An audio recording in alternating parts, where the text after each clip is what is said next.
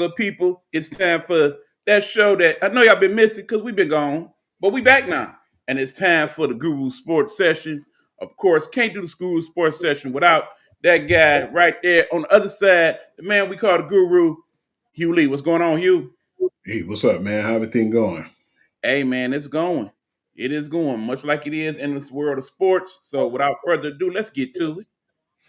I want to talk about the top 10 rookies right now in the NCAA on both the men and the women's side. And one of the guys that we know and we were getting familiar with because we started to see a lot of the guys, we really had a situation where we were thankful enough that where we got a page now that we could go to the website, we could see the recruits and the guys who are coming in and who are the top recruits when it comes to the actual guys that's coming out of, high school into the collegiate level and even the collegiate dudes to the pros. That's been a lot of help, man. And one of the main guys that we heard about a lot was AJ Devansta, from BYU. And he definitely didn't disappoint, man. He stepped up big with the 21 points in his first game. So it's been a lot of good parity right now in the college. And then the funny thing is, we were just talking about that before we even got on the show today. It's a lot of kids, like second, third generational type talent is coming up now in the pros. And it's pretty cool to see that because not only did we see their fathers play, man, we starting to get old. We starting to see some of these kids like great uncles and granddads played. So yeah, that's actually pretty special when you see all these kids coming from these families and the generational talent at this point. And not to mention, a lot of them are going to schools that you are very familiar with. Let's just throw out a few, just for the sake of argument. First of all, we talked about Denton, who does not have a lineage in the NBA, but people that do are people like Kenyon, young Kenyon Yeah, Anthony, Anthony, who he playing, cooked that first game, didn't playing he? at Syracuse. He took that game in his hands, man. Yeah, I definitely like his play. He is not Mhm. as tall as his dad, not probably going to be a dominant overall player, but definitely should be a very solid player on the next level. I wouldn't be surprised if he stayed an extra year of school, but he'll probably be wanting to come out after freshman year. And of He course, got a it lot don't of hurt that talent. if you go to Syracuse and go to the games, you might see young Lala there. Definitely not bad on the eyes. Okay. Of course, we got to talk about the Boozer brothers. That's over there at Duke. Cameron Boozer, man, threw up some retarded numbers, man. You see the numbers he put up, man. He put up like a triple double, man. That first game he It's played, kind of crazy because the one brother that we talking about, the main brother, he's six Cameron. nine, but then the little Mhm. brother is 6'4". But they both coming in, and they both looking to be future NBA prospects. Duke just keep building, and it definitely don't hurt now that there are kids that are former Duke kids that are now Duke players. So, Duke will continue to be Duke.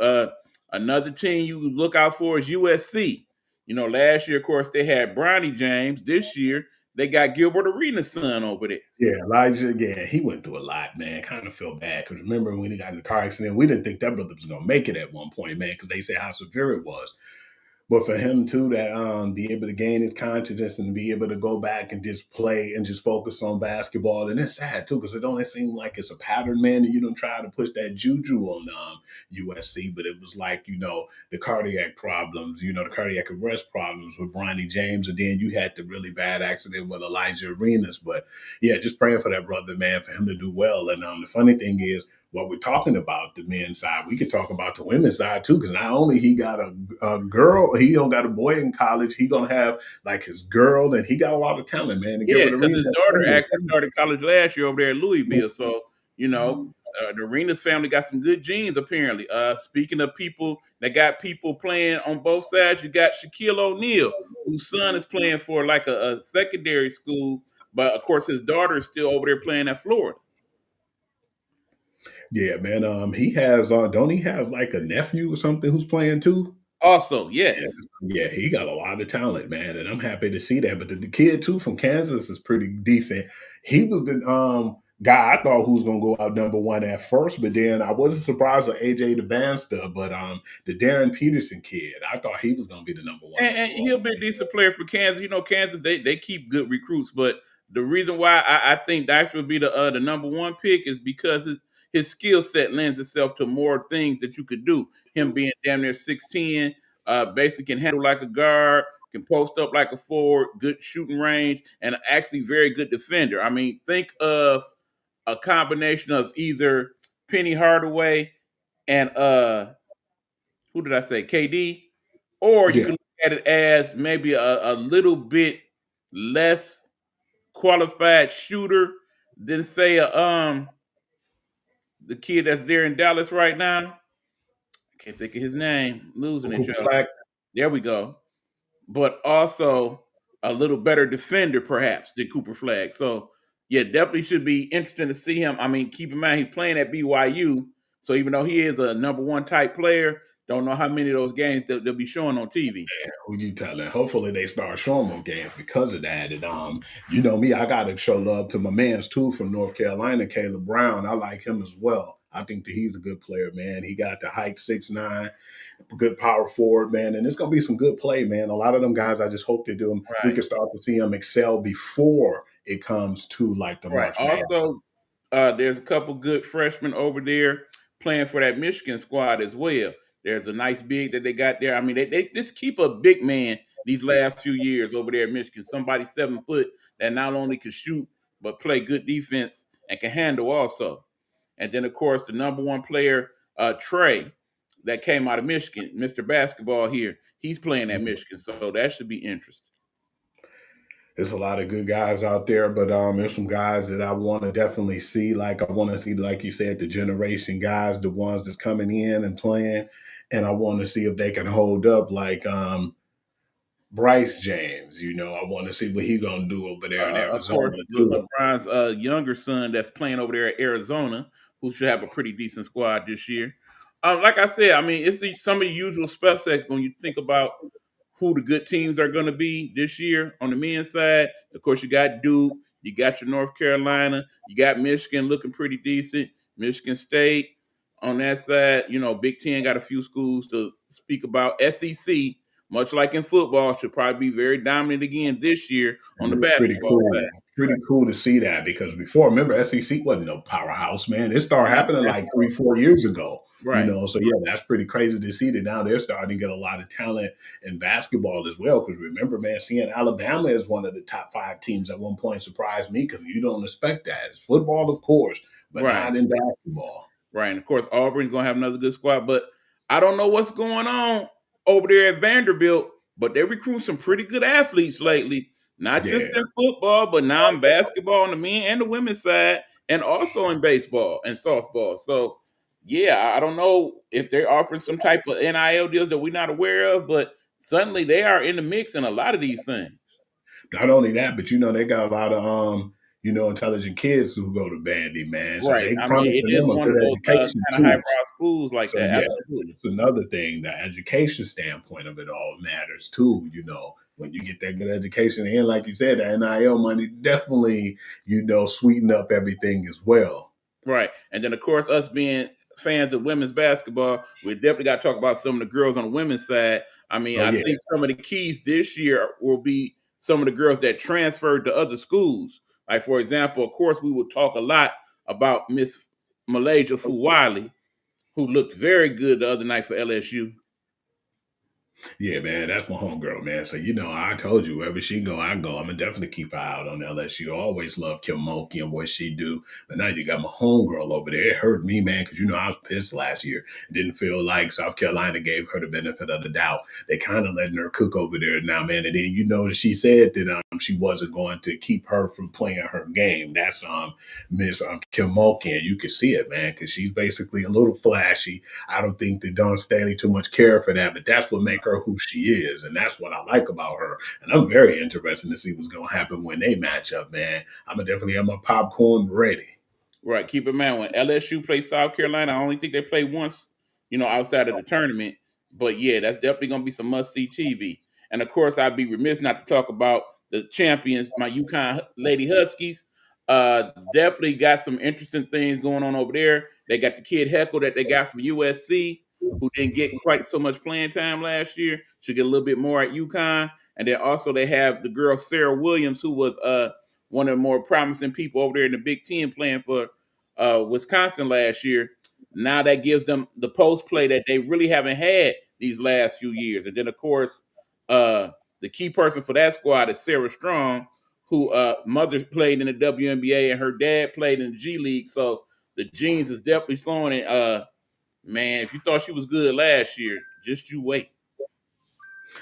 My main thing is right now is just seeing all the talent now who's going to be playing, and when they speak of the guys were, and we're on the women's side now, we already kind of figured the young lady from Oklahoma, Alea Chavez, was going to be one of the ones who set the standard right now. And yeah, we seen her a lot last year.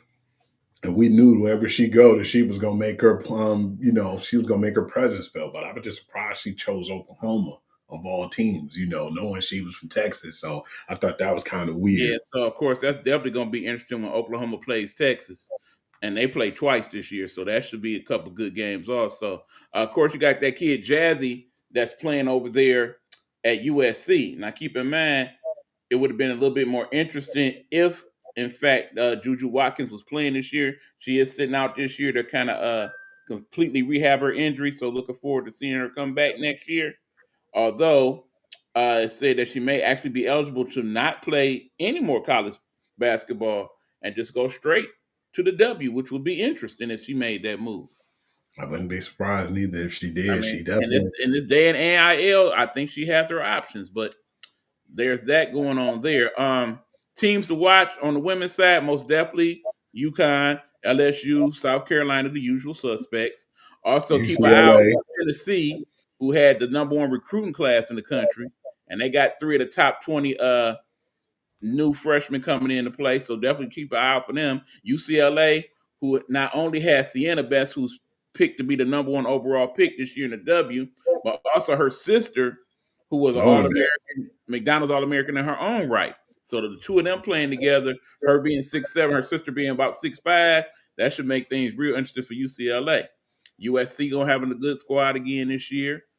Yeah, let's not forget about McComie Miller, who was once at Rutgers but has transferred over to Penn State. Definitely want to see what she's going to do this year.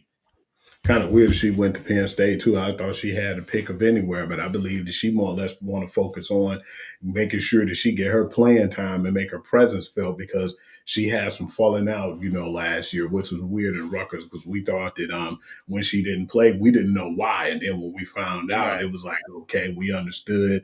And we thought that she was gonna stay there. That's what the intentions was. But nah, I kind of figured after they rubbed her the wrong way, she was gonna try to get the hell out of Dodge as soon as possible. But I want to see what she doing, how she elevate Penn State game too, because Penn State definitely not even under the radar. Right. And of course, Big Ten gonna be good this year. Maryland gonna have another good squad this year. Michigan and Michigan State both looking good. Of course, the SEC is very dominant when it comes to women's basketball. So, of course, outside of the teams we named, don't forget about Texas. Don't forget about Arkansas. They supposed to have a good squad. North Carolina State, they seem to keep a good squad over there. So, yeah, definitely looking forward to seeing a lot of that play. And, then it's some outliers, some teams that we don't talk about as much, like Boise State supposed to have a pretty decent squad. And I'm talking about the women, not the men. We know TCU gonna be good. Right. Don't forget about the Oregon Ducks. They usually have a pretty decent squad over Yeah, there. they do. It seems like they've been producing a lot of good talent over there in Oregon. I still feel like though the Dame's gonna be a powerhouse. You can't forget about them Absolutely. too, man. Can I forget about our girl Helena Hidalgo? Yeah, It they should be have real so to much see what talent. she does now that she's pretty much the number one deal over there. Yeah, I want to see how she distribute, how she play around everybody now, because I want to still know what was the issue with her and Olivia Miller. And I just thought that Olivia that Miles, was who's over there yeah. at TCU, another team to watch, by the way. I don't understand what was going on with them, but you could tell when you seen in the summertime them having their conversation, there was Right. something that wasn't right, man. Right. Even though They they did play on the US team this year yeah. and played on the under 19 team, I think it was. So I don't know. It'll be real interesting to see because at some point both of them will probably be in a W. I'm real interested to see how they go at each other when that happens. I'm thinking, man, if something happened where we already know Hannah Hidalgo when Olivia Miles got hurt, As soon as she got hurt, it was like she took off and elevated her game. And then it was like kind of like it was more like the Dana Hidalgo team, and Olivia Miles was like the person who was the one who was the feature. You know, she wasn't the main event. I think that that probably was one of the reasons why too. It wasn't like she got faded out, but I just think that she wanted to be the alpha dog over Well, there. I mean, I just felt like Notre Dame should have been a lot better last year when you consider who was on that squad. I mean, they had two Yeah, people. I'm think about Luato King and of course Sonia Cintron, who both ended up in the W the next year. So you know they had the talent, absolutely. yeah, just a lot of injuries and stuff too. Right. That definitely Remember, didn't they help. were the one of the few teams that actually beat that UConn team last year. Yeah, and they did it convincingly too, man. You know, when True. they were healthy, but then it was just kind of weird how they just tapered off. But then injuries can affect anything, you know, in any sport. We know firsthand. So yeah, Right. that was something that I was surprised about as well because we thought definitely they'd have made it to like the final four and you know maybe the championship. So for them True. to lose as fast as they did too in the earlier stages, we was all shocked.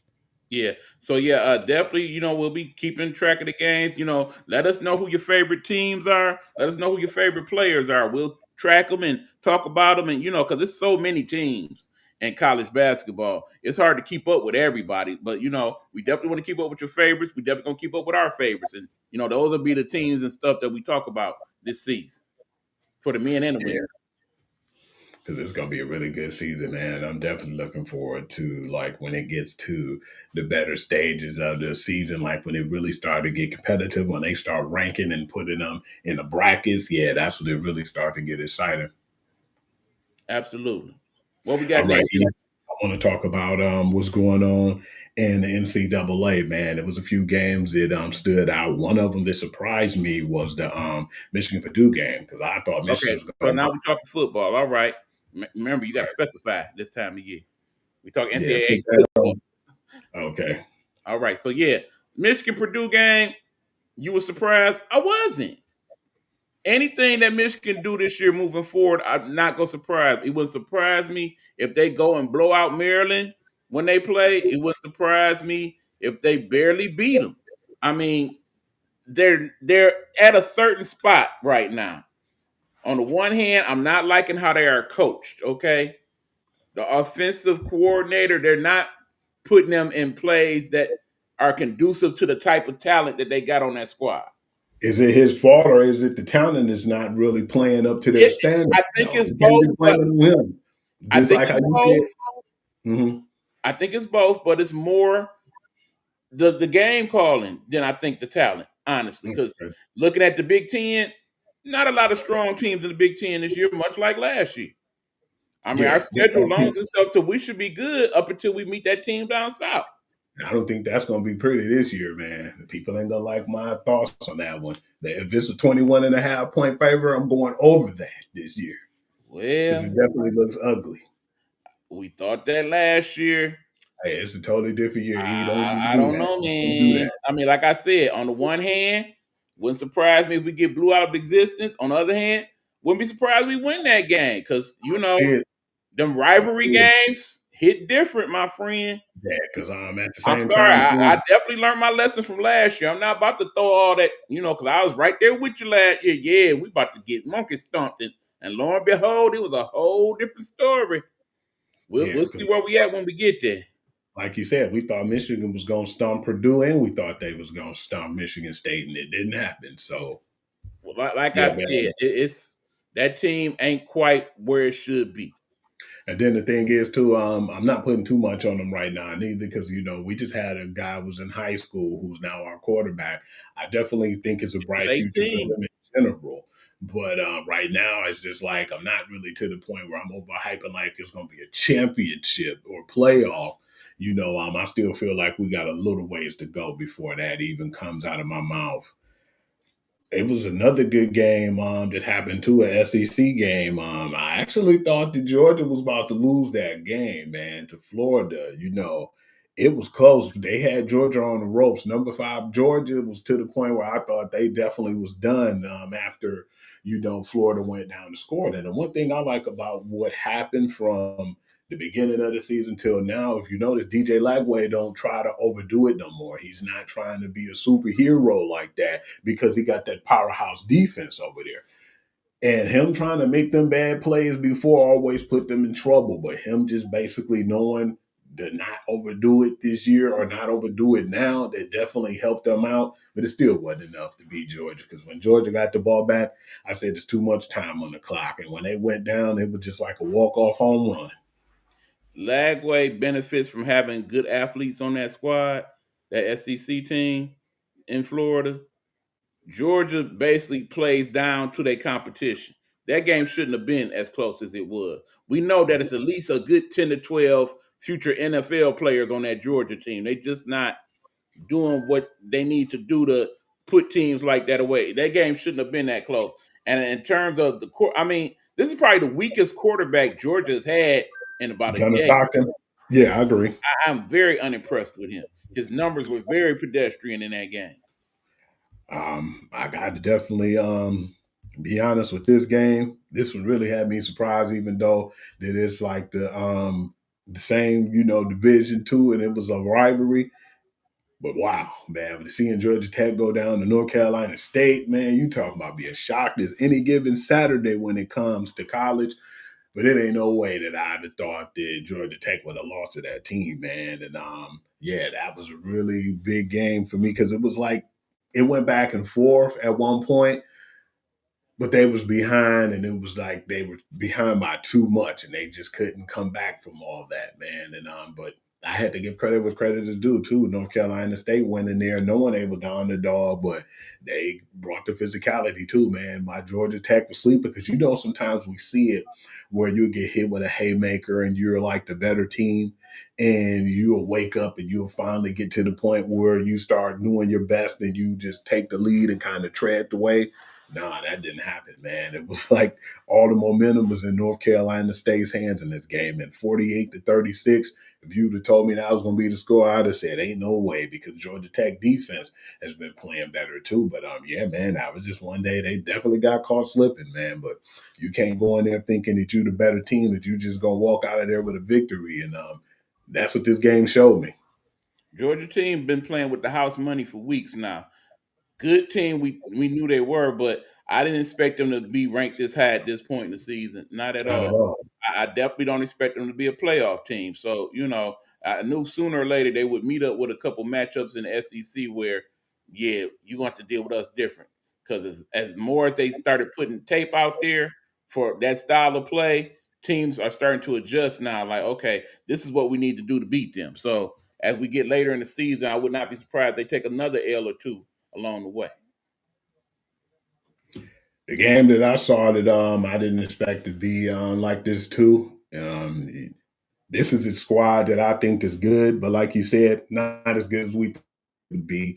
Is Vanderbilt.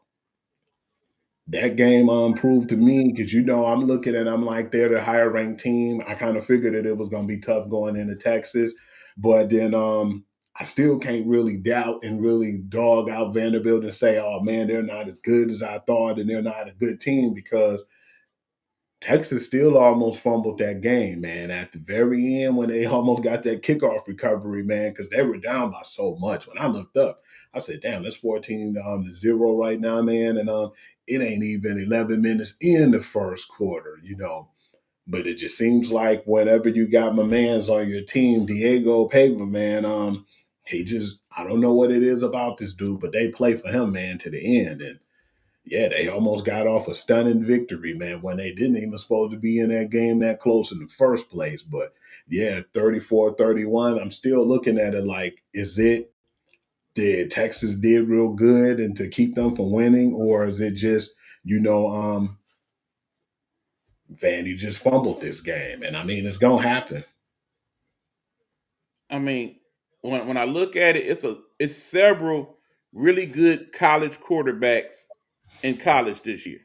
I mean, when you look at, like I said, that kid from Vanderbilt, when you look at the kid Mendota, when you look at that kid at Oklahoma, I mean, when you look at that kid at USC, I mean, it's a lot of kids that, you know, they're not necessarily your prototypical quarterbacks.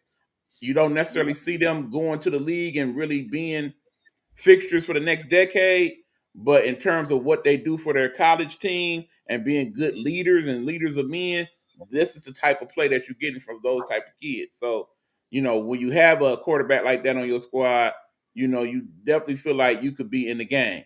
Same could be said for that kid in Tennessee. And the play that he's been given, it's just that Tennessee defense, they just don't show up. Yeah, Joey Aguilera, man. Joey Aguilera, he been playing pretty good, man. And Absolutely. yeah, that team, the defense is not that Yeah, great, that man. team just that defense just don't show up. Yeah, that never. Yeah, if they This had year, the defense that matched that offense, they'd be a top 5 team right now. yeah, but that defense definitely always gonna give you a stinker, no matter who they play, man. They Right. definitely play down the They're college. SEC team with a Big 12 type defense. Another team that disappointed, man, and surprised me, and I still feel like they're on the cusp of being 100% back, was the U, man. I thought the U definitely in the game against SMU, because this was a team too that we were saying we didn't know about when they were in the rankings, SMU, but now I know that they play with a lot of heart, man. Just was really surprised because it seemed like when Carson Beck is not on his game, he fumbles a lot, or he will basically throw you bad picks in the crucial parts of games, like because he had 2 picks in this game, and they were crucial moments. And all SMU did was just do what they could do, and they did enough to where they didn't, try to do too much. But I still feel like in this game, the defense got gassed. And I even heard a talking head, or maybe one of the analysts on College Game Day, said that they felt like once it got to overtime, that Miami gave up the game, man. They just quit on their coach. I mean, consider the fact that they were down there in Texas and, it was kind of muggy, they said, and, all that comes into play, particularly that time of year where, that ain't necessarily football weather. But, Mhm. I mean, truthfully, with Carson Beck, it's a reason why he's still in college and not in the pros. Like I said, and looking at this overall class of quarterbacks coming out this year, It's probably one of the I worst don't, I ones. don't, I don't see a lot of people stepping up and like, oh yeah, that dude definitely gonna be an NFL quarterback for the next decade. I don't see What is that really from Fernando any of them, Mendoza to be right honest. now? Where is he at? Is he like is he a senior, Fernando Mendoza? Yeah, he should be coming out. Like I said, of course it'll be at least a couple that get drafted first round, but I really don't see any of the quarterbacks right now as a first round pick. None of them. I feel like this more of an offensive and defensive draft anyway, and I wasn't even looking that way.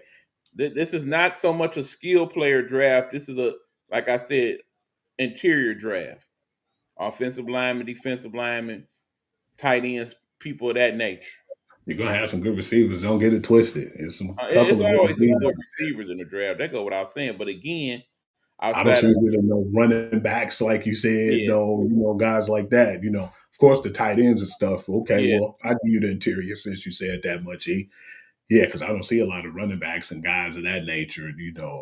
So yeah, it's gonna be a tough one, man. This year wasn't as like to the point where you thought that it was gonna be as great neither. This was a pretty tough draft as well, man. right, Some of the guys that you've seen who got drafted, I was like, man, okay, let's see how they do. Tyler Shuck is not that bad, and Jackson Dart, but yeah, man, it wasn't really right, like a really like outgoing draft. right.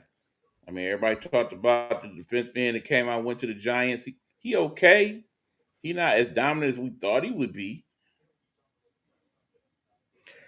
Oklahoma and Tennessee, man. How did you feel about that game, man? Because I Like I just feel said, that like Tennessee defense didn't show up for him.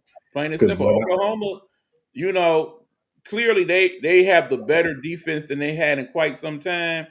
But that quarterback, he's not healthy. We know this. I'm gonna tell you, he still got that bad hand, man. And But the thing is, it still works for them because he is still the running threat that he is. And because yeah, of that, mhm. it makes for plays that he can make that most other college quarterbacks cannot.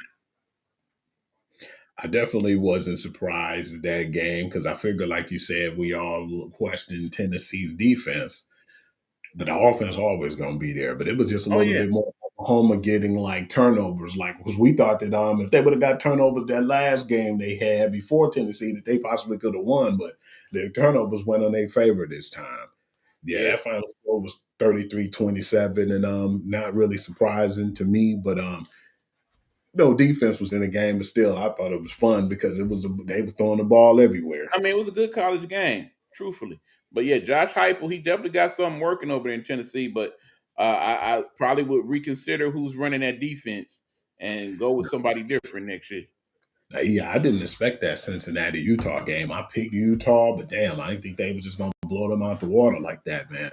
But you were saying that you didn't think Tennessee was all that good of a team in the first place, but I No, mean, not damn, Tennessee. I'm talking about Cincinnati. Yeah, yeah. Cincinnati. But, I'm not a big fan. I'm just not. 45-14 though, man, I didn't expect them to get beat that bad and don't show up like that. I mean, Utah is better than advertised, but yeah, Cincinnati. I mean, I saw part of that game. That second half, they wasn't in it. Their hearts And wasn't in it. They wasn't in it. I still feel like that Devon Dampier kid too, man, is one of those guys on Utah that's going to excel. I still think that he just really starting to get to where he needs to be, and he's really starting to figure it out, but he's not quite there yet. But yeah, man, once he started really playing up to his game, yeah, that Utah gonna always be in that situation where they can always be on the cusp of going to the playoffs. So yeah, I want to see how he do the rest of this season. But the game that surprised me though, E man, and yeah, they wasn't really highly ranked was West Virginia and Houston, because again, that was a game that West Virginia's not ranked, and they went into Houston and punched them in the mouth, man. The 45-35. A lot of people had high hopes on Houston, man. And yeah, now they're definitely not ranked and they shouldn't be after getting beat like that at home. I mean, it's that time of year. Teams like that, they're not really relevant to me. Neither And one of them some teams. teams basically too, just Yeah, basically when you look at them, this is their championship, E. pretty much. And that's the case right now with West Virginia. So Pretty I much. feel like that was something that was definitely necessary. Yeah, I mean, that's the Um, thing. Going into the November part of the schedule, for my own personal watching, if it's not my team, the Wolverines, or maybe my alma mater, I might check in on them. If it's basically not a good game between teams that's playoff bound or close to it, I'm really not that interested in it. Okay. Now, I want to move on, E, because that's basically all I had to say about NCAA football. And I want to talk about some of the stuff that happened in the NBA. It's still early in the season, but I want to talk about that, to give them their flowers and what's been going on, because I've been pretty shocked, too, in this year. It's been some really good teams, even though it's still early. But the surpriser team to me wasn't Oklahoma being 8-0 and how good the Spurs are. I think they're 7-1. They just lost Yeah. their game. But the Chicago Bulls, Yes. Josh Giddey been really doing his damn thing. Him Oh and yeah. Vucevic been balling, man. And I'm thinking at first, like, well, when they first got Josh Giddey, I said, damn, man, this kid trying to win right now. And why would they put Josh Giddey over there? No disrespect to him. Man, he had back-to-back triple doubles, man, and he's basically distributing the ball to them. They look good, man. Man, and what's the kid name? Bruzelis. Oh Oh my dang. God. That dude remind me kind of like my man Shamgoon, man. He remind me of Asper Mhm. and Shamgoon a little bit. I It's actually something like about his those game. European player skill set that definitely Man, loans I itself to didn't this. think he was gonna be that good though. That dude is Yeah. spectacular. I Yeah, mean, it's the been thing good fun to is, watch him though. Chicago, they doing it, but they're really doing it with their defense more than anything else. And that's kind of what surprises me because I really didn't think that they had any of those type of weapons over there. But and actually watching them play the other night, it was like, okay, this Blocking team. shots, I mean, yeah, they got hustling. that record, but keep in mind, from what I'm looking at, that's a playoff team right now. Yeah, they look really sharp, man. And I don't think they're gonna let up neither. That game they No. lost, they was in that game too. But yeah, man. But then you look at it too, you see like a team like Philly that's 5-2, and it's because it ain't because spite Joel Embiid. No, you know what it is? Tyrese Maxey has stepped up yet another level. Guess who's Yeah, the leading scorer in the NBA right now? No, it's Tyrese. not Shane. It's not Shea Gilchrist Alexander. It's actually Tyrese Maxey. And 34.3 points a game. and what's the other kid? VJ, man. He's been Oh, balling BJ too. Edgecombe. Yeah, Yeah, he was a decent college player, but damn. man, I was not expecting this. No, not at all, man. This dude came. How many That, that, 30-point games he that got kid is already? next. And big ups to the NBA that first week, man. We had like 40 Yes, point games. Like it was 4 40 point games that week, man. And there were several triple doubles as well. I damn near had triple doubles, damn near every game. My man's cooking there and Gordon. Then I mean, Steph is Steph, man. But yeah, it's been a lot of talent Right. I around the mean, league. shout out to players that stepping their game up. Let's talk about Austin Reeves for the Lakers, averaging over 30 points a game. Austin Reeves, man, dog. Man, what's the other kid name, man? The power forward. I think that Ant Man was just dogging him out. Like, who is that, man? Yeah, You know who he is now because he threw a 30 piece on y'all. LA absolutely. got some good players, man. They always seem like the talent just so happen to just migrate to them, man. And I mean, the we got to thing talk about is, that. this year so far, they had something that they ain't been having these last few years. They got a bench. And They remember, do. they doing all this without LeBron.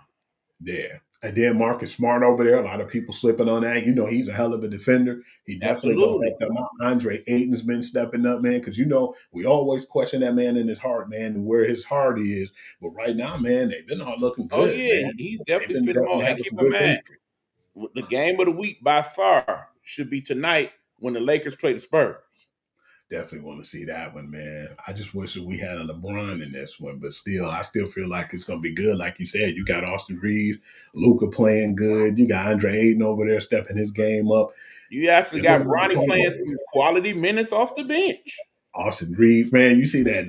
Oh, he caught a crazy lob the other day from Reeves, man. They just seem like they having fun over there, man. Oh, I yeah. don't know if this was LeBron last year or not, man, but you can see where the team is really starting to elevate themselves, man. To be a contender even I without think him. we can actually imagine a world with the Lakers where it's life without LeBron because you kind of see what that team looks like without him, and it don't look that bad. And The team big that ups I've to also been surprised by is the damn Golden State Warriors. Them yeah, old folks getting it in. yeah, come on now, man. Al Horford being another 3 point threat on that team too, and that's an old man, man. That's father time right there. But they got a really good team, and my whole thing is the chemistry is so good over there. I love Buddy Hills and my man's too, Butler, man. Him and Jimmy Butler, man. They need Because a they be podcast playing together. like playoff Jimmy already. Yeah, and they just play well together, man. That's been a really good team to watch. Like you said, out of nowhere, a bunch of old cats, man. They've been stepping their game up, and yeah, it's been good to watch them play too, man. It's been some fun teams. Detroit Pistons, man, they've been looking good. I was thinking, okay, they go to Mexico, what they gonna do over there? And at first they was losing, but then they caught up, and when they caught up, they just cruised in that game. I think that was a 20 point blowout they had, but Right. And Cade been really looking good with the Braves, man. Braid Cade has been a monster right now. right. And Jalen Duren, he done stepped his game up over the summer. You see, he 33 done put point in some performance. work. Was He is that a the shooter now. Mexico performance when he threw up 33? Yeah. It was. And Yes, it then you got Isaiah Stewart, man. Our nucleus is good, man. And then you got our guys that we got like Duncan and Karis LeVert, man. Yeah, I'm definitely liking right. what they're doing over there, man. And we still might get that other guy Beasley back. There's talk that, Yeah, once he gets I'm hearing that reinstated, too. because obviously they say when it comes to the gambling thing, they got him all messed up. And his agent said that the only team he could see him playing with this season would be the Pistons. So And that's you the add only that team to he that want mix, to be and with. then Jaden Ivey will be back soon. Man, look out. Yeah. That's what I like too, because my man's Cat was saying too. Cat was saying, man, yeah, we know that the Knicks are going to be like a playoff type team, but we know the Pistons are there now. That young team is coming. Right. And Paul.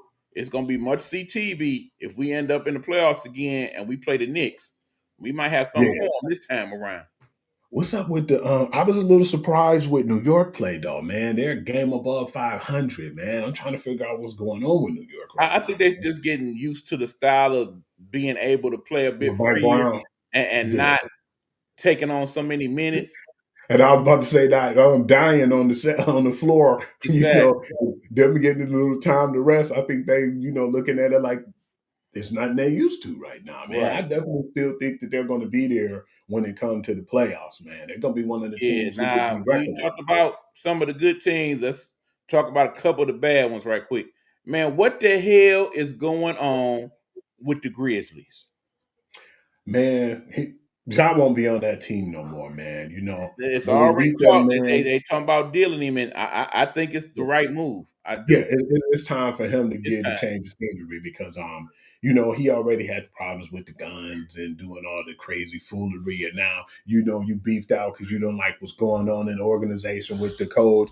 Yeah, man, it's time for him to leave, man. I think that he's starting to be more of a problem than he is a I solution. really would like to see him on a team with some quality veterans that would be of guidance to him. I mean, Lord knows if you put him on a team like a Golden State or something like, or even a Boston, it's enough people. That's the team they've been saying. I know you heard about that, man. You Yeah, sneaky guy. Yeah, that's what they were saying. They think that right now, and it'll be good for them, man, because I don't know how long their contract will be. And right. then 'Cause, at the I same mean, time, granted, love to see him, but here would not his be a good attitude. environment. I was just about to say that. At the This would same not be a good time, his environment for Ja at attitude. all.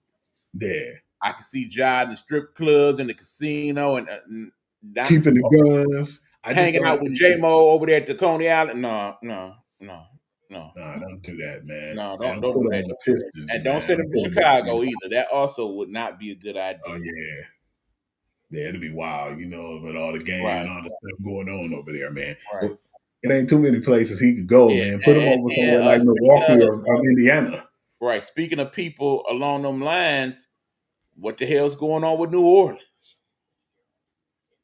Yeah, that 1-6 New Orleans team, they just won the game yesterday. You know, I saw that. And I seen some players on their team, and I'm like, man, they shouldn't be this bad. It's just, I'm thinking it's time for Zion Williamson to, get a change of scenery Right, myself, but man. not so much because it's his fault. He actually doing his job. This is probably the best we've seen him In the best physically. of shape. He seemed like he And dialed in. again, that first step of his is so crucial, man. Oh man, we was talking about that just the other day when we saw him playing.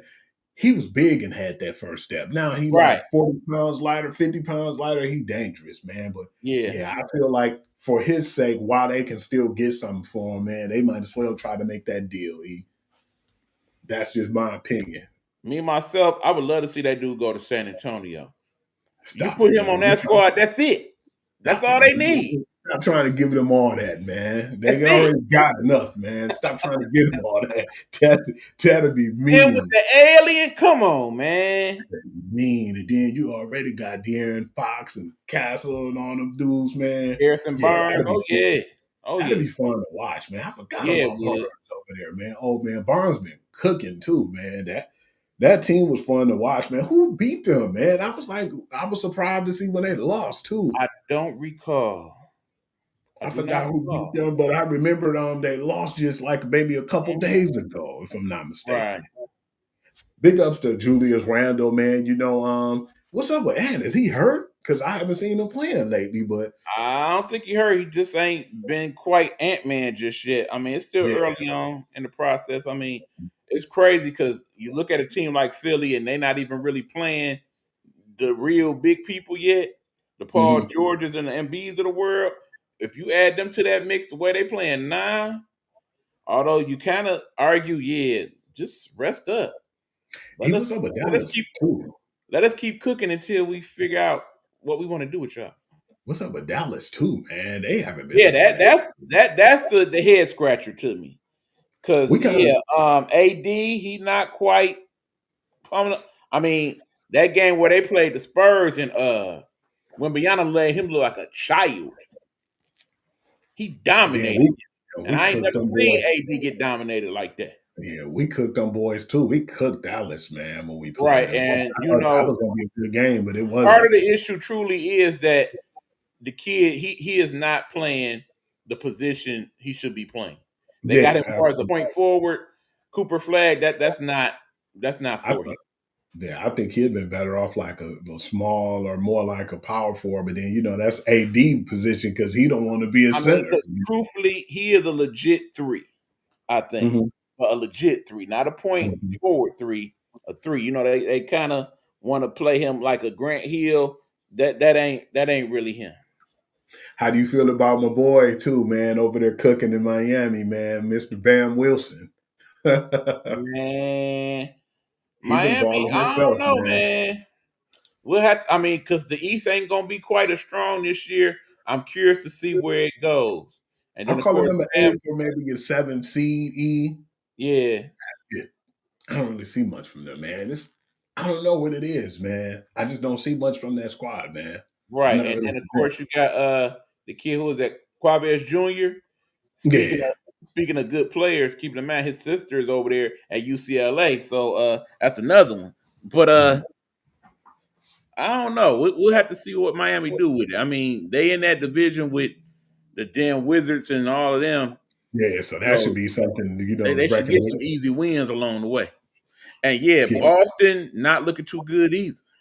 Oh, come on now. You already know they have a lot of injuries. Well, mainly the main injury is my man Jason Tatum, man. And no matter how much Brown put up, man, I don't think that he's gonna be able to match that. That's like Okay, 13 yeah, to 30 attention points a game is out. NBA players that's not playing and on the bench. Can y'all put some effort into y'all outfits, man? Some of these things they've been wearing. I mean, LeBron and Tatum. What the hell y'all been wearing on the bench, bruh? Remember when the Um, players used to be injured and they come in and they be sharper than the coaches. You know what I'm saying? We have some fly gear. I mean, now they come in looking like whatever the head. I especially mean, they Russ. ain't like the W. You know, the W. They like to dress up. Russ be so wild, man. I hate to see him walking in because I know Barkley gonna give him the business every time, man, for the stuff he be wearing. Oh yeah, Those but he guys ain't the just only be one. doing It's been some wild stuff, wild man, outfits in the NBA. And like I said, in general. they need to talk to some of their sisters in the dub about some of their outfit choices. Especially when D Wade was in the league, man. It's just a bunch of wild dudes, man, in the league and how they dress, man. I don't get it. It wasn't like that in the 90s. I don't know. Maybe that's this new generation It thing. ain't just the NBA though. If you see some of the stuff that some of the NFL players been Football walking in dudes be with, wild too, man. They be having some crazy stuff on, man. I just seen Miles Garrett with crazy stuff. Like, man, what is these man, dudes what wearing? happened to the little group stuff they used to do though? Remember how like some of the NFL teams, if, like say they was going to Dallas, they all would wear like cowboy hats and stuff, or I don't why they don't know, do man. that type of stuff no more? I used to like that parody too, man. Yeah, Kind like of. the one team where they went and they all wore black. Like, yeah, we wore black because it's about to be a funeral this week. That type of stuff.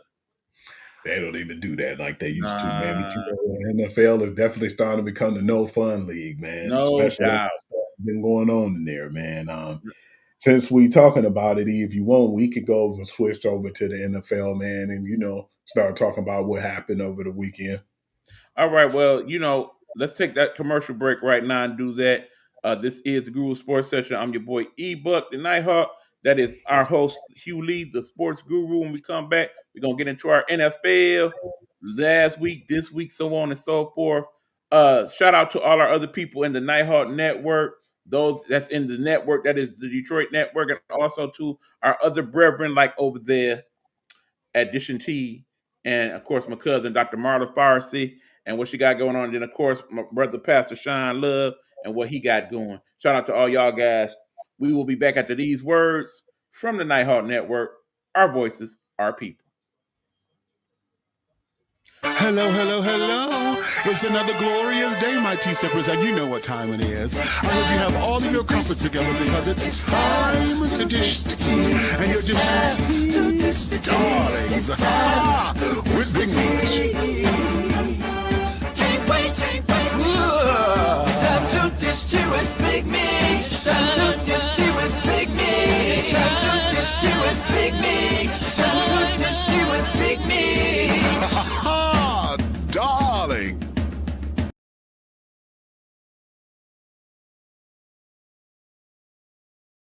Hold up.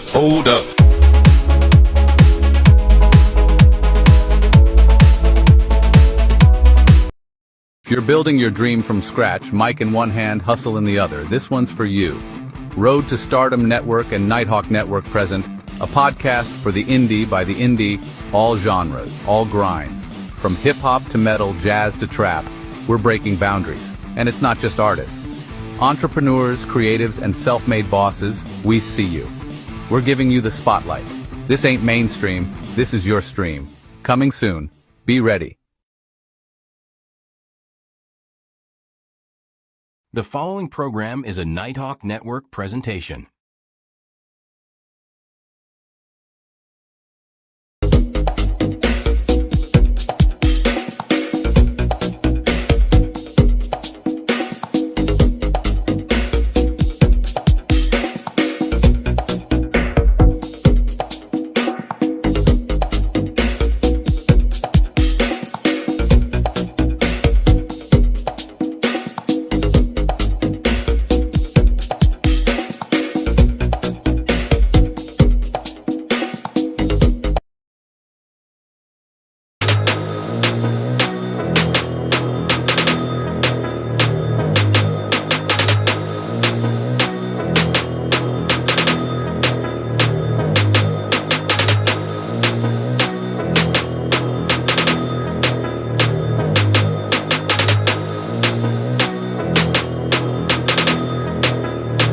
Long as I wake up in the morning, I'ma get a bag.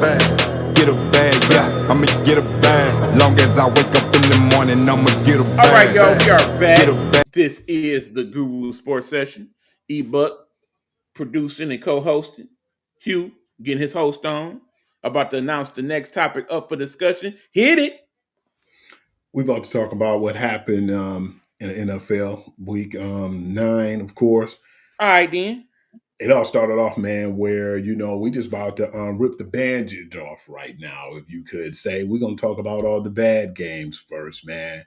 And I'm going to keep I it don't short and really- sweet, baby.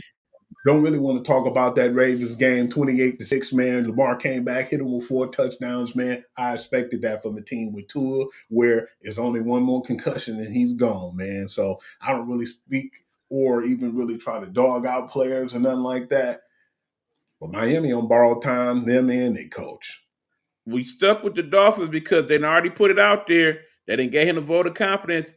They are not making any coaching changes to the end of the year. So he's the coach to the end of the year. We just stuck with it. Plain and simple. They got about 2 more wins in them. That's it. 49ers and the Giants, man. Big ups to Mac Jones for taking advantage where he got a chance to take advantage at, and he gave them all the lumps that they can get.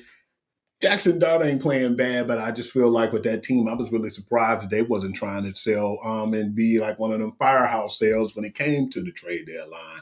I guess they feel like we're going to stick with the process, but at the same time, if you do, you're going to probably do it without your coach. That final score was 34-24. I can't wait for Dabo to be gone. Hell, it might be Dabo that take his spot. Who knows? But That's funny. yeah, Giants, we know they done for the season. We're going to call them boys the Aints again. The New York Aints the New Orleans Aints against the Rams, man. Stafford had like 4 touchdowns before the half, it seemed like, man. It was just a brutal game, man. 34-10. I expect that now from the Saints. But them standing put, though, man, was a spit in the face to everybody in the NFL because I'm surprised they want to keep that team keep that team afloat. But I guess they want to give Kellen Moore a little bit more of a chance after this debacle of the first season. Man, the Aints gonna be the Aints for a minute. But that being said, y'all better start putting some respect on the Rams. The Rams for real. They look like as long as Matthew back is good, they good. I think they're one of the best teams in the league right now, at least top 2, in my opinion. They definitely in that top 5.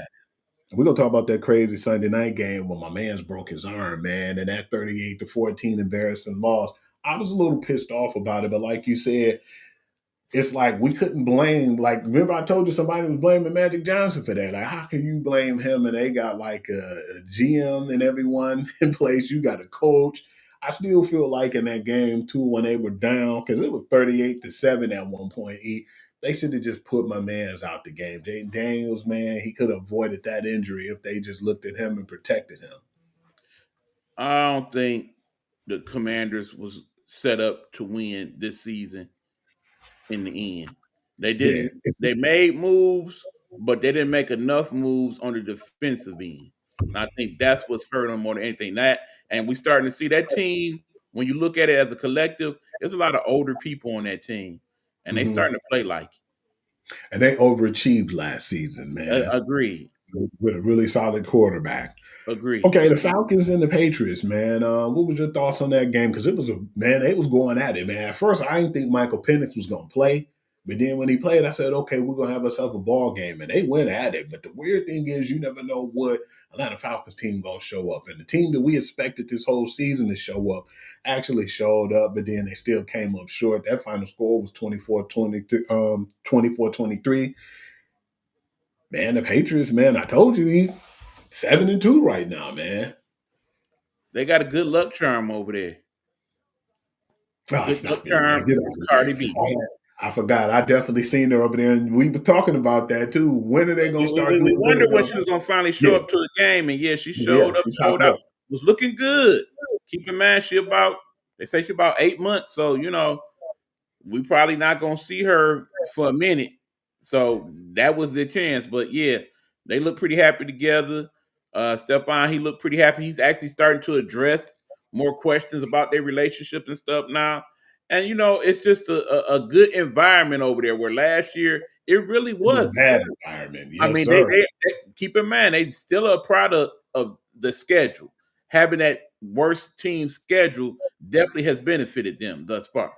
Not to Yeah. mention their division is starting not to look so good. Yeah, absolutely. Right now, only team you really have respectably is the Bills. And I think that after how they bullied the Bills that time, I was telling you that game. I said it's something about when the Patriots play these dudes that the Bills just play down to them and they punch the Bills in the Mhm. mouth at home. So I can only imagine what they're gonna do when they play in New England. So yeah, Well, man, it's it's probably gonna gonna be be pretty snowing that interesting. day and everything else. Yeah. But both of them got the snowy weather, man. I'm gonna just peel the scab off, man, and talk about the Minnesota Vikings and the Detroit Lions game. Well, I blame the Lions. I blame them for not having a quality game plan. I blame them for not putting in the proper work during the bye.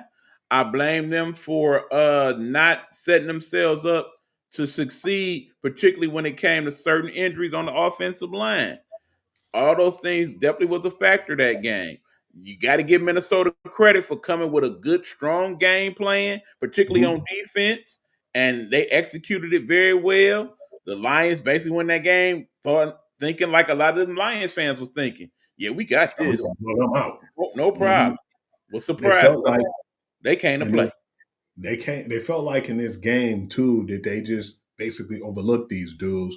They were on the bye. They was on the high after that win against Tampa Bay, but at the same time, man, your last game was October the 20th. You should Hmm. have been better prepared than that. And Absolutely. coach was saying, man, well, I didn't prepare these guys, but why is it you guys are always a Jekyll and Hyde team? You do good when we saying you guys stink, and then all of a sudden, then y'all are just be a dominant Lions team, and then y'all get comfortable again. They starting to get too lax, man. But at the same time, too, you can't take away from what the Minnesota Vikings did. That's a blueprint right now. We gonna keep that injured offensive line, and they just rush with their interior line, which they have one of the better defenses in the league. And Golf can't get a chance to pass the ball. He liked them Brady's and Aaron. Well, at least Aaron Rodgers could scramble a little bit. Before the people like Tom Brady and the ones who couldn't scramble, once you get that interior rush, man, they get a little ghosty looking, or look for ghosts. Yeah, I feel like the Lions beat themselves, and at the same time, I still feel like, man, they just have to do a better job at adjusting and, like you said, having a better game plan. Everybody was trying to dog out John Morton in this game, talking about why you doing screen passes, man. That dude ain't get a pass. He didn't even get a chance to get a pass off because they was in his face soon as he dropped back. Right. So I feel like remember what I told you. I was pissed off, man, because you thought that I was going to be like, oh man, I can't believe this, or you probably thought I was going to throw Golf under the bus. But the first thing I was saying was, man, we as Detroit Lions fans, man, sometimes put unrealistic expectations on them, Yes, And I y'all feel do. regardless, we're going to be a playoff team. We're going to be in playoff contentions. I just don't think we have enough right now to be in that Super Bowl conversation. Maybe I might be wrong, but still, I just feel like, man, I'm going to just trust the process, man. Yeah, I wanted to get some guys on the trade deadline, but what was I talking about? Was I talking about the defensive players like I was before? No. No. I said, man, we need to get a couple of guys on the interior to help us out, man, and give us some depth, some veterans who know how to play the game. They didn't get that. They feel comfortable with what they have.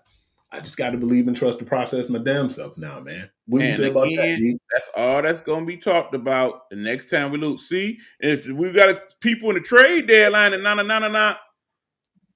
I'm gonna be honest. I feel like a lot of y'all fans don't know what the Smurf y'all be talking about, and I really got to stop listening to our local feed 97.1 The Ticket because one, they whole system is set up to where we can talk when they win. That's cool. But it's better to talk when they lose because then we can throw all these little other monkey wrenches in the mix and stir up the pot. I hate that. I hate I'm that they talking are like that as a station, and I hate that they mainly take the calls of the people that feel like they do about it. It's ridiculous. Some of y'all, as Lions fans, y'all sports takes is trash, straight trash. Y'all know what the hell y'all be talking about. This is the same team 5 years ago that you couldn't even stand to watch. I would talk about how, man, I ain't watched the Lions today. I did the laundry. I was about to say I that, was D. out and did the lawn and all that. The fact that And we we were actually have still a team bad. that's entertaining and worth watching is what I'm pleased and comfortable with. after years of us just being complete garbage. We signed all the kids on our team. Yes, I said it. We signed kids right now. So they got they got this time to be together now. What we thought was going to be a window of like a year or a couple years, most of them under 4-year contracts. So I'm just looking at it like I said, man, and just going to trust what they're doing and trust the actual. It's clear to game me. plan I that don't they're know trying about to everybody else, but it's clear to me that the Lions are working on player development. That is their bread and butter in this thing. They want to draft quality people that fit their program, that got their that brand. grit guts that they like, and coach them up to be the type of players that they want. And Remember meanwhile, all y'all people that feel like, okay, every time these things come up, trade deadlines, whatnot, we should just break the bank and spend all this money. Look, yeah, I understand the Dodgers just won the World Series and all that, and they paid their money, but they are the exception, not the rule. Most of the teams that we've seen win in the last 20 years, that was not the model for their success. No. And if you look at the trade deadline overall this year, it wasn't a lot of moves made. It was crazy move made. It wasn't a lot, but they were crazy. Big ups to the Jets too, man. And if you want, man, we could even talk about that if you want, man. Why not? Not today, but I want to talk about like the Jets. I feel like did a good job at how they handle things right now. Maybe it'll come back to bite them. Just decided they're gonna hit the reset button. They need to do that. And for the people like me, myself, when I was saying, oh man, we should go out and try to get one of these pass rushers. Don't you know right now the Detroit Lions defense and pressure rate is 25.4%. And at the same time, we're second in sacks with 28. Yeah, I knew that. Let that sink in. All the people with the unrealistic fame. Like I said, I have realistic goals for the Lions this year. I've had all along. When we did the preview, what did I say? 11-6, 12-5. We'll make the playoffs. We'll probably get around the same place we got last year. I'm good with that. I did not see this as a Super Bowl winning team. I was not tripping. I'm just happy that our team is worth watching, period. What I actually hate is the fact that it's so worth watching that, one, we don't seem to get the 1 o'clock games no more. We got to get the Thursday night games. And I kind of don't like that, to be honest. And two, the fact that when you go down there to Ford Field or whatnot now, the prices that they're charging for everything is ridiculous. Shame on these Detroit lot owners that charge $100 and $125 for parking. And even though they get the money and they do it, it still don't seem right to me. Nah, man, they know what they doing, man. Since we winning, man, they just want to be, greedy. Right. I mean, shame on the Lions organization for bumping up the prices of all the food and the drinks as well after charging all that big money for tickets. That's kind of not right. Let's move on and talk about that weird game, because there was some games now that we were talking about, like the Lions and all, man. Surprisingly, this Sunday, and I was telling you, most of the games were close besides those other games we talked about. But I was surprised with the Los Angeles Chargers and the Titans game, because I didn't think that was going to be anywhere close, man. And that's what we were talking about, the hiccups with Justin Herbert, man. Yeah, like I said, it's always going to be that 2 or 3 games every year where Justin just decide, I don't really feel like being me today. I'm just going to show up and do my job, and it turned out the way it turned out. I mean, the Titans didn't do much for that game, but they still was in it and still had a chance to win, which was weird as hell to me. Do you think it was because of the Joe Old injury, or do you just think that I honestly think it's because they took them for granted. Mm-hmm. It was one of them trap games, and it was like, yeah, we got this one. And the Titans, they ain't trying to play on no trap. They like, look, we ain't just come to work just to be working. We trying to win some of these games. So y'all don't show up if you don't want to, but we gonna beat him. Hey, what's up with this game right here? This was a crazy game. You already know which one I'm about to talk about. The Bengals and Bears. It wasn't no defense, but damn, that was a good game, brother. It wasn't no crazy game. It was a damn good game is what it was. A good game. I love that game. Good game. But to me, that was the best game on Sunday, period. I would agree. I enjoy, like I said, I've actually watched that game, and I'm not talking about the highlight version. I'm talking about the whole full condensed version twice. I like watch out for the Bears, man. The Bears is doing some stuff and now. That offense is really starting to he got them in their bag, man. And the Man, like I defense said, has he been was pretty pulling out good. all his good plays like he had here. They had a lot of good trickery plays that they came out with. And I don't know why Joe Flacco was not this at 25 and 26. Call me crazy, but hell, Joe Flacco play better now than he Yeah, did during his Super Bowl years, man. agree, E man. That And, dude would and, put up and like shout out to that dude, 4 T. touchdowns. Higgins, who would be a number one on damn near any other team in the National Football League. But because he played with Jamar Chase, but he showed out that game. That was ugly, man. He had He 7 made some receptions, incredible catches that 112 game. yards. 100 with 7 receptions, buck 12 and 2 touchdowns, man. He was the star of the show, man. Let's talk about the because we're talking about the good and some of the bad things that happened. Want to give a shout out first to Kyle Kamungia, the dude, the running back. You know, they might have found something in that dude because he was Oh a late yeah, round pick. And he had like 176 yards, 26 carries. He was running the ball like a madman. But let's talk about the ugly now, E. We thought that was a walk-off win for the Bengals. And, you know, we was like Joe Flacco and probably pulled it out, grab it out of his hat. But that defense showed up. And the Bengals defense let the Chicago Bears go all the way down and get a walk-off victory. How did you no. feel about Also, Chase you got to give Brown? credit what credit is due on that play as well. Colston Loveland, former University of Yeah. Michigan Ooh. tight end, man, what a truly gritty play by him to get that touchdown at the end. Not only that, but man, he's been playing well for them too. 6 receptions, 2 touchdowns, and he had 118 yards. A lot of people was like, why didn't they pick, you know, the kid who went to the Colts? And no disrespect, because he was one of the better tight ends too. But I feel like Ben Johnson see and want to get just like how he was in Detroit. They want to get their players, and that guy been stepping up ever since then. I mean, he wanted to get multiple weapons. I mean, because keep in mind, they got Cole Kmet. They got a good Mhm. tight end on that squad. But see, it's crazy because think about it. He actually got hurt that game. That's why Colston Loveland started seeing the ball like that. But now they see that they got another big weapon in him. Because remember, all the people's talking junk in the draft, like, man, but why didn't they get Ty Warren? He would have been right there. Are they crazy? But man, they know what he doing.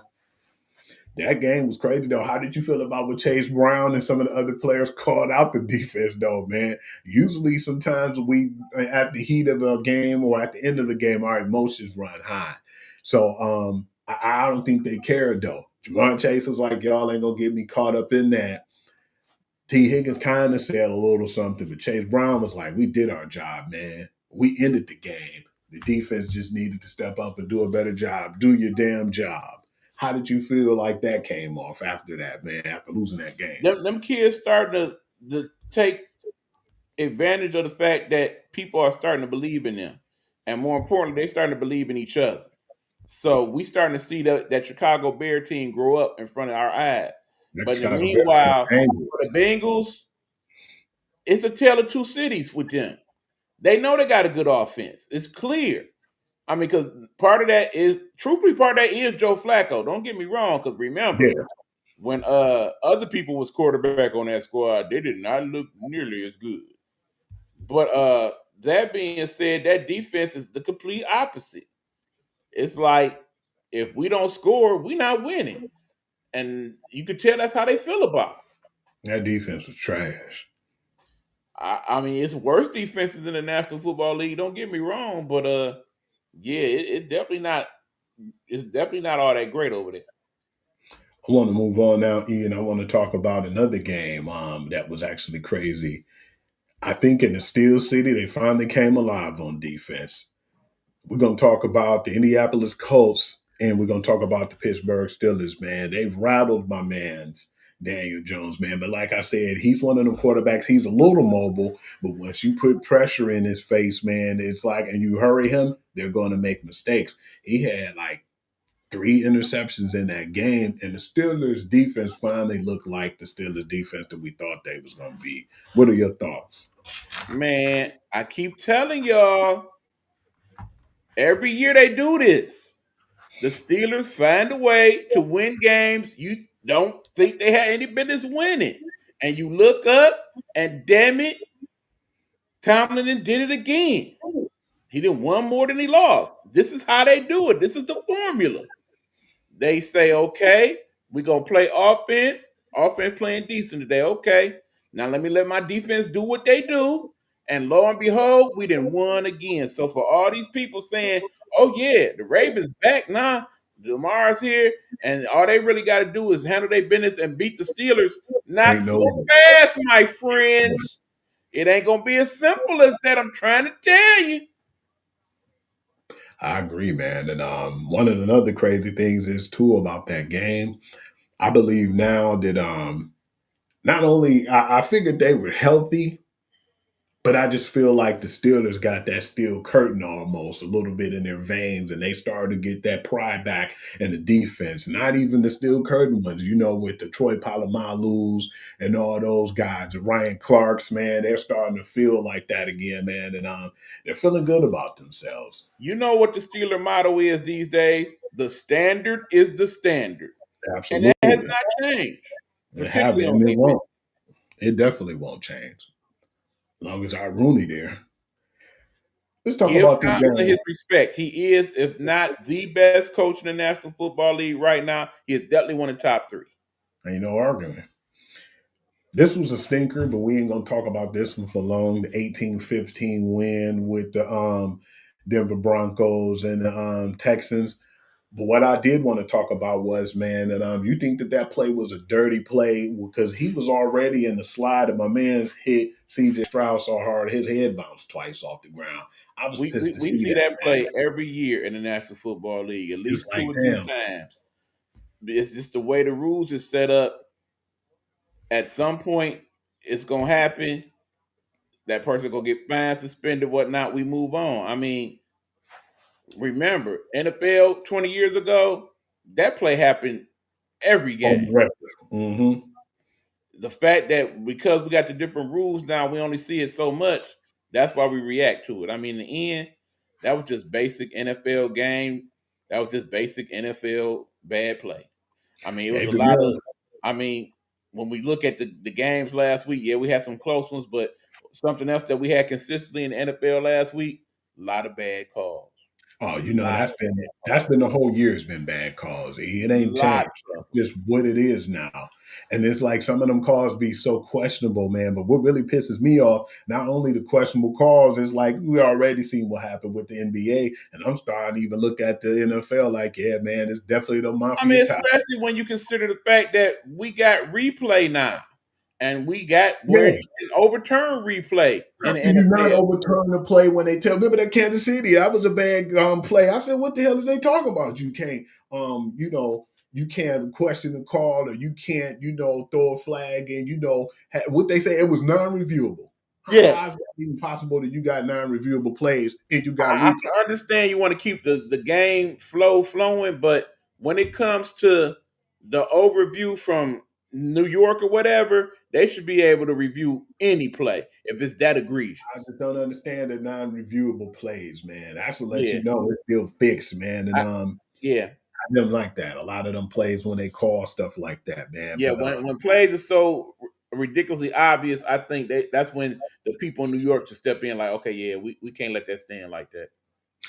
we now I want to move on and talk about the NFL MVP. Am I being sarcastic about this? Yes. Seems like the last 2 years he's been the best player in the league, been the best quarterback in the league by far.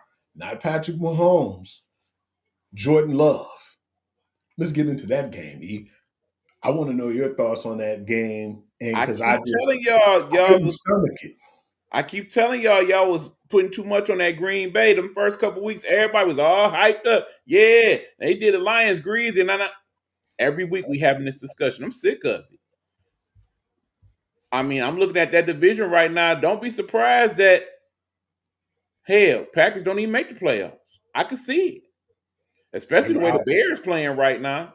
Remember when I told you that though, Ian? You was like, I don't know, man. You didn't think so at first. I was telling you, I wouldn't be surprised if they be last in the division, like before when we first I ain't started talking necessarily said they was gonna be last.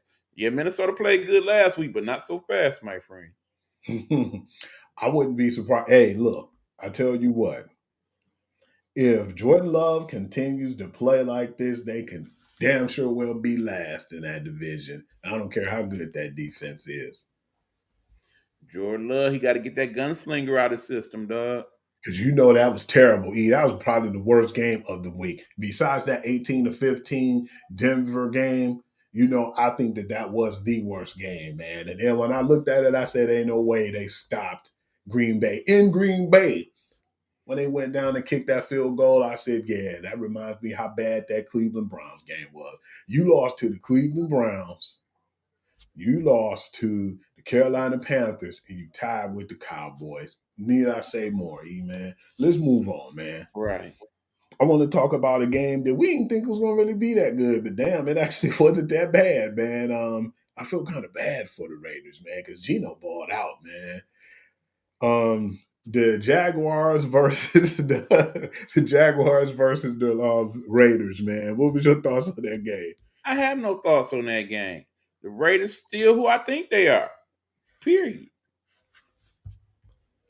All right, E, man. Now let's get to that Kansas City and Bills game. What are your thoughts on that game, E? That game don't never disappoint. Every year, like I said, as long as them two teams had them same two quarterbacks, I would love for them just to automatically schedule that game every year.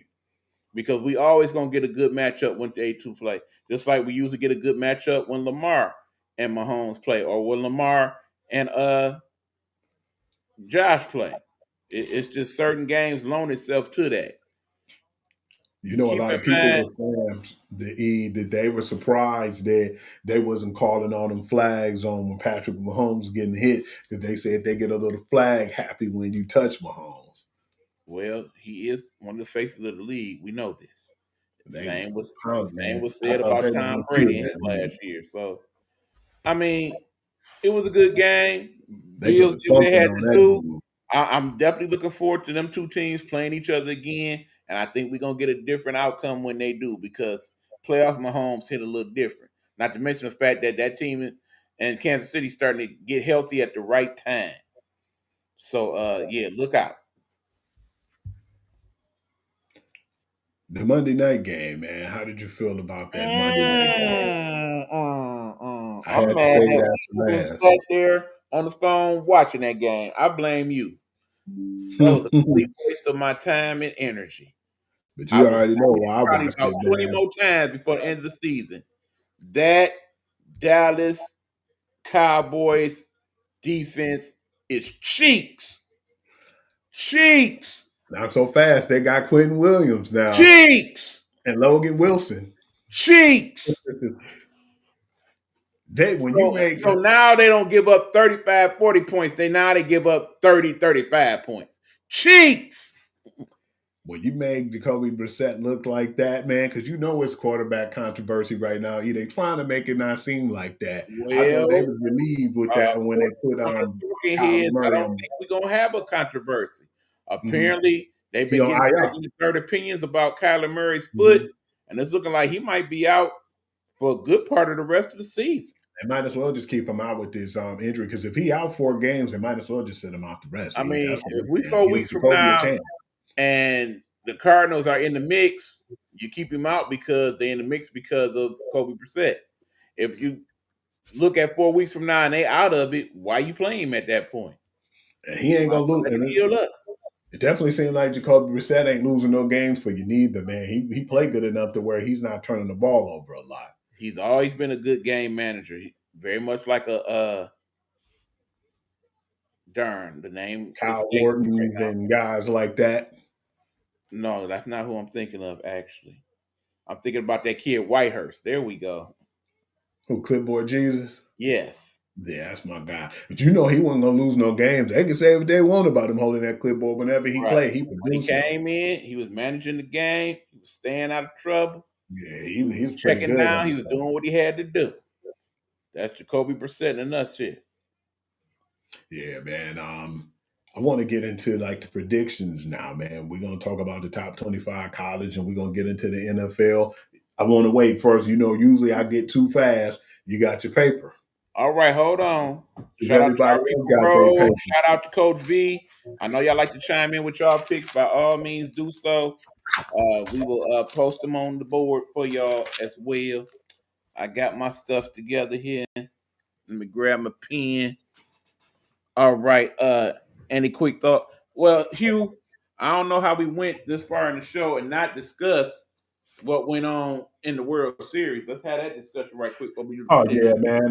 That was one of the best World Series I've seen in a long time, man. And I'm 46 years old, man. But I still feel like that was the best of one of the ages right now, especially at this generation right now, because at some point we just had some stinkers and some blowout victories, but this went tooth to nail.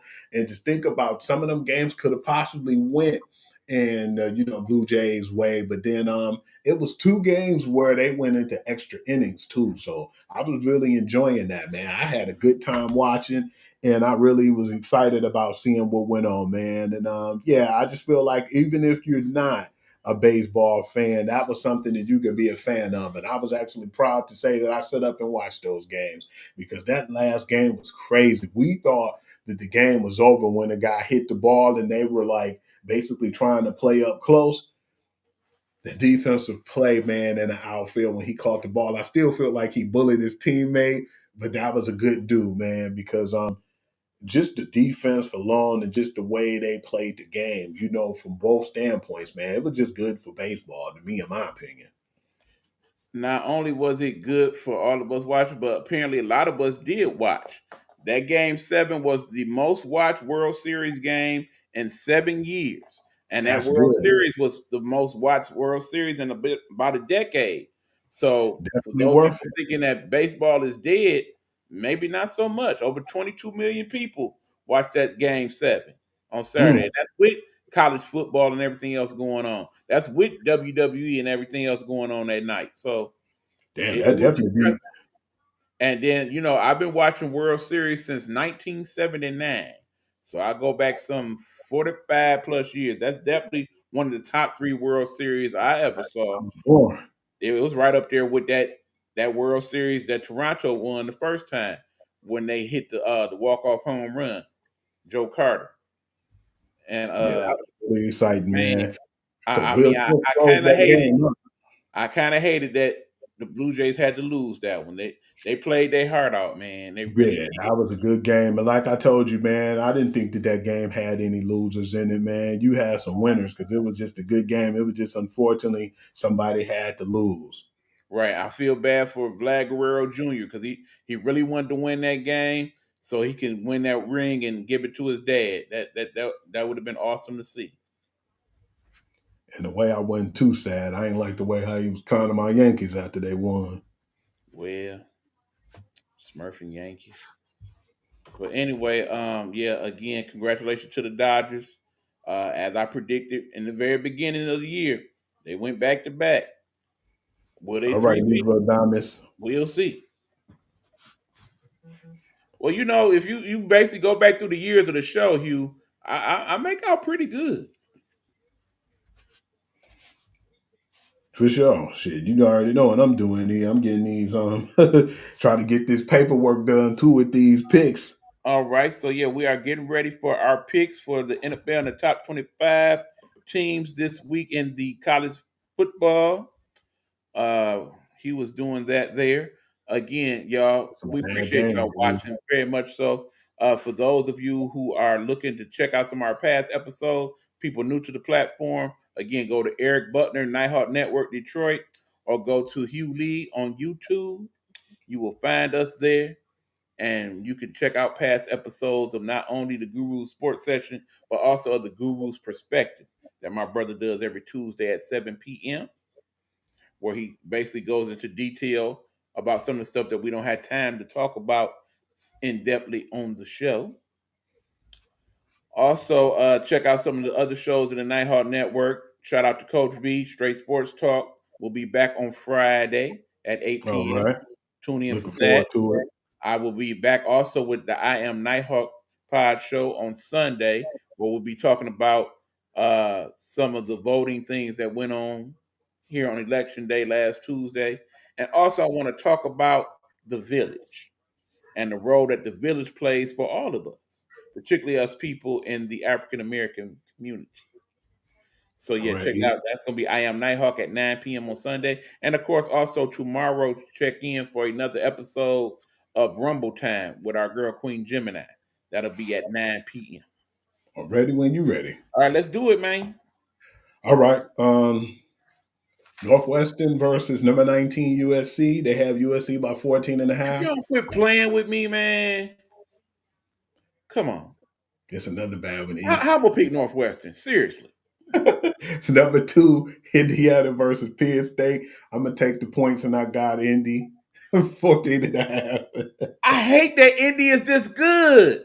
I know I'm a Yeah. hater, dog. I can't help it. You That's are. the You one hate Fernando team. Mendoza. That's And the you thought one that they team were in the Big pretenders. Ten that I was wrong about. You All the thought rest that of they the were bums pretenders. turned out to be bums. I told you, I didn't think they was, man. Okay, E. Number 5, Georgia versus Mississippi State. I'm going to go with the under. And I'm going to go with the they got them as 8.5. I'm gonna go a little under that, man, because Mississippi State has been playing people and they've been playing them close. Georgia winning that game by 10 plus points. Book it. Number 7, BYU. This is a good one, E. Why is this coming on at noon? Number 7, BYU versus number 8, Texas Tech. I'm going to take Texas Tech and I'm gonna take them 10.5. I hate this for the fans of BYU. Because if we watching this game at noon, that means they gonna see this game at 10 in the morning. That ain't right for college Man, why they football. got that so early? That should have been. Now, when we talk about NFL needs to be flexed. They need to start doing a better flexing job in NCAA. I agree. I mean, yeah, I got Texas Tech. You know, I still feel like they're the best team in Texas right now. I know that sounds crazy when we got Texas A&M. I was just about to say, you think over Texas A&M? I don't know. I actually do. Still, I like that offense. I'll say the cuss word for you, E. Ohio State versus Purdue, and I'm gonna take that 29.5.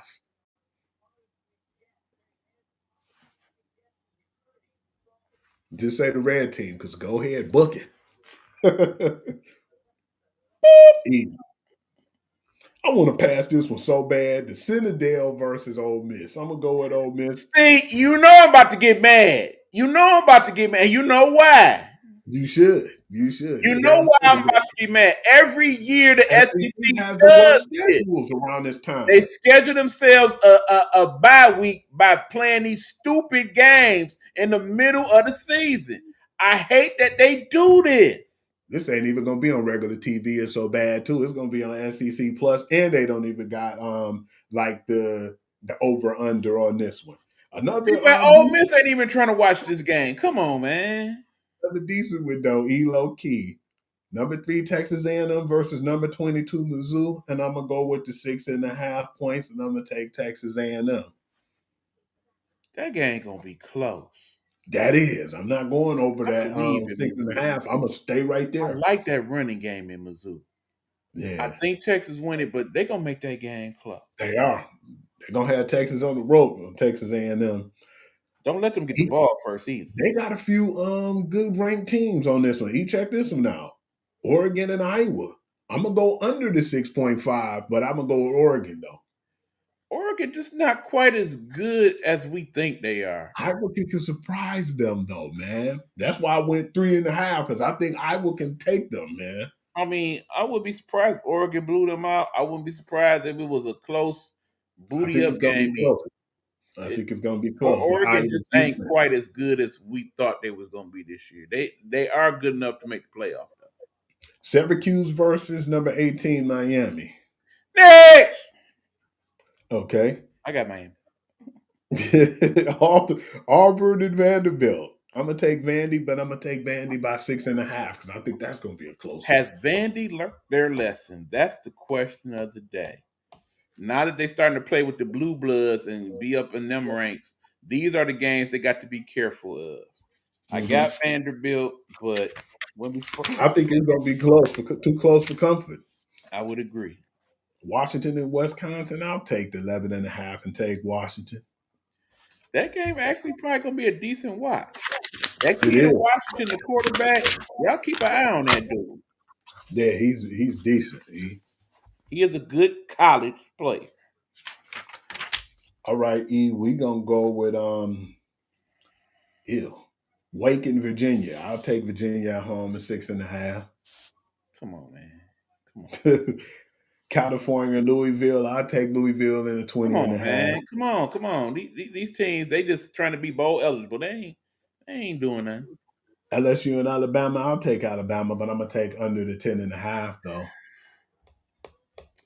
Now that he is gone, I'm curious to see what type of fight we get out of LSU. I am. Bama winning that game, but I'm curious to see how well they show up. Navy and number 10 Notre Dame. I got Notre Dame in the 20.5, even though Navy is 7-1. Notre Dame's doing it again, y'all. I told y'all. Absolutely. We told y'all when they lost them couple games, they wasn't out of it. You know, Mr. Freeman, man, you know he gonna do his thing. They will be in the playoff until they not. Next, we have Week 10 NFL. All right, Let me let's know go. when you ready. I've been You ready? Let's Okay. go. Raiders and Broncos on Thursday night. I'm giving that to the Broncos. That's the Thursday night game. Oh, man. I ain't gonna trick you in watching this They've been man. doing so good these last few weeks with them games. They I wish they finally would have put had a this. stinker on. It's gonna be a good one too, man. There's some good games on Sunday, E, man. You know, We shall see. Patriots and Buccaneers. I'm gonna go ahead and I'm gonna take the Bucks at home. Damn it, I gotta go with the Patriots, man. It's still that's just because it's still quite a bit of injuries over there with the Bucks. Yeah, you're right. Remember, Evans is out. Damn, and I think Chris Godwin might be too. So yeah, man, I'm gonna back that up. And I'm gonna go with New England because they've been red hot right now. Yeah. Detroit Lions versus the Washington Commanders. They got Detroit by 8.5. I'm gonna go under that. The Lions shall redeem themselves this week. Go Lions. Falcons Go Lions! Hey man. Hey, the Falcons versus the Colts at home. I think the Colts gonna redeem themselves. I'm gonna take the 6.5 at home, brother.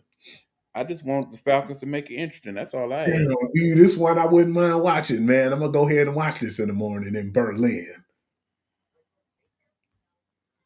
I see the look on your face, man. I'm watching it. I know you is.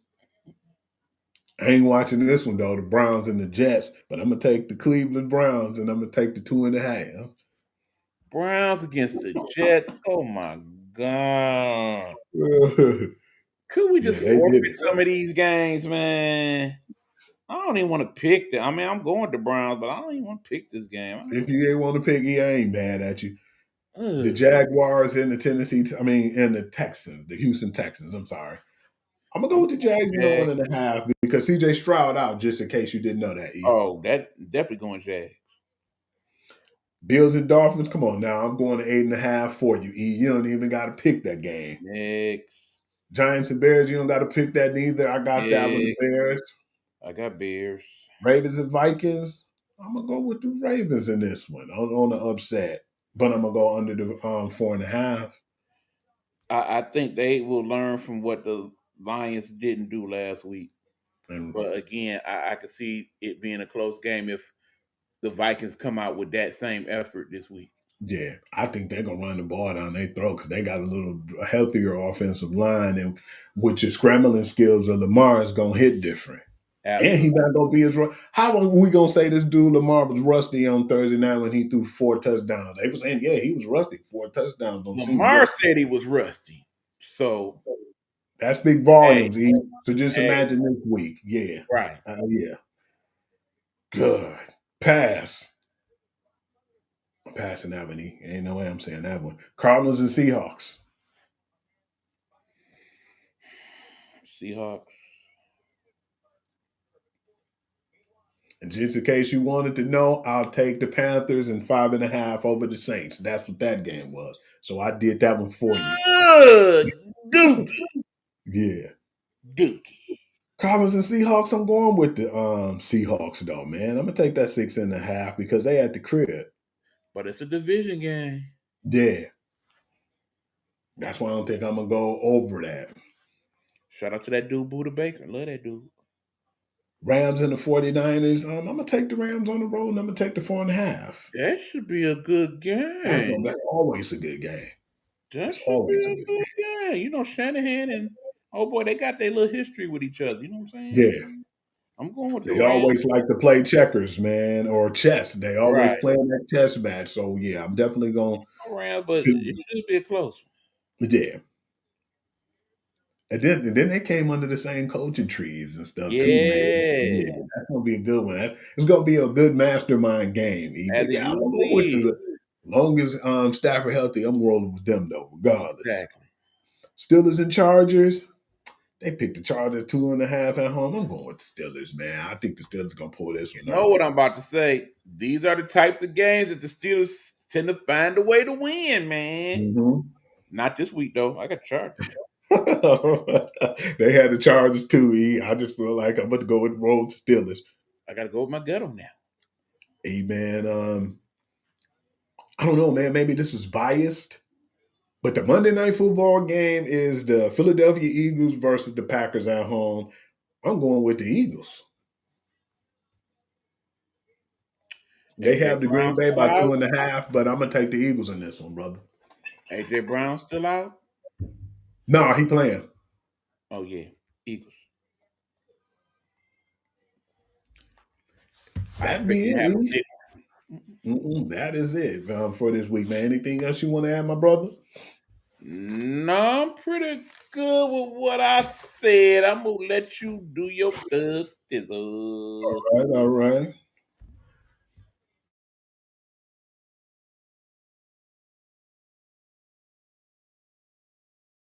Y'all already know what time it is, man. Y'all can catch me at the Sports Guru to you at Facebook. And if you can't catch me there, man, I'm at Hoovy on Instagram, WHOOVI. And of course, on TikTok, I'm Hugh.Lee6. Check me out, man. And like I say, man, we like for y'all to hit up them comments, man. We appreciate that. And check our URLs, man. We paste our URLs so y'all can go to our YouTube pages, man. Just go, check us out. For the people, we know we got a lot of subscribers, but it's some people we feel like, man, if you're not subscribed and you're trying to get the up and the stuff that's going on around this world, man, as far as the sports world, man, we would appreciate if you can check us out. But like I said, man, that's up to you. But other than that, man, we appreciate all the ones who are subscribed and hit our links in our comments. And thank you all. Shouts out to everybody from the Nighthawk Networks and all our family, friends, and loved ones. Like I said, man, man, I know you heard the show yesterday, man. It's the time of year, man, where, some people, you never know what they're going through and they're going through some struggles, man. We just need to, put a little bit more love in the world, man, because our world is so divided by now with politicians and everything, man. We just need to, as human beings, be better, man. And I just pray that we all can, just get along and have a happy holiday, man. That's my main thing, man. I just want to make it through the holiday season and have a blessed year, man. Because it's been pretty tough for a lot of us, man. But I'm just thankful for all the loved ones and the friends that we do have, man. And we just like to take our time out to give y'all the entertainment that you guys deserve and want to continue to do that. Absolutely. And like I said, it takes a village. We definitely will have that discussion on Sunday. But yeah, I definitely echo the words of my brother Hugh Lee on that one. Just want everybody to be in a good place and, look out for each other where you can. So that being said, y'all, stay prayed up, y'all. There's a lot going on out here. A lot of Absolutely. hardships, a lot of things, but God got us. He got us. That being said, let's call it a show, y'all. Until next Wednesday, we will see y'all. It's been the Groove Sports Session. We up out this piece.